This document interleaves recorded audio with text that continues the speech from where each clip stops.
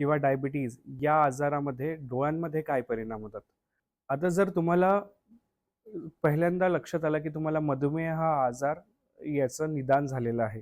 तर जसं आपण रक्तातली साखर किती आहे ही तपासणी करतो, सगळ्या अवयवांची तपासणी करतो, त्यासोबत तुम्ही डोळ्यांच्या डॉक्टरांकडे जाऊन डोळ्यातील मागचा पडदा तपासला गेला पाहिजे. जेव्हा तुम्ही डोळ्याच्या डॉक्टरांकडे जातात, ते डोळ्यात ड्रॉप टाकून फंडोस्कोपीनी किंवा इनडायरेक्ट ऑप्थॅल्मोस्कोपीनी तुमचा मागचा पडदा तपासणी करतात आणि त्याच्यानुसार तुमच्या डोळ्यांमध्ये तो आजार सुरू झालाय का किंवा नाही त्याच्याबद्दल तुम्हाला माहिती देतात.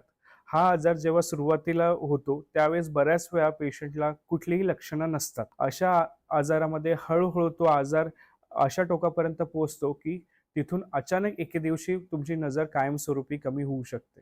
त्याच्यामुळे जे रुग्ण ज्यांनाही कधी किंवा आपल्या नातेवाईकांपैकी कोणाला जर डायबिटीज आजाराचं निदान झालं असेल, त्यांनी वर्षातून एकदा तरी मागचा पडदा तपासून घेणे गरजेचं असतं.